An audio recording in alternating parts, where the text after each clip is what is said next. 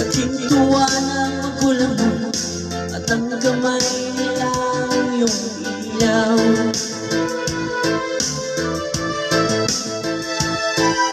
At ang nanay at tatay mo, di malaman ang gagawin, pinamasdan pati pagtulog mo. Sa gabi nabubuyat ang iyong nanay sa pagtibla ng gatas mo. At sa umaga na may galong ka na, iyong ama tuwang-tuwa sa'yo.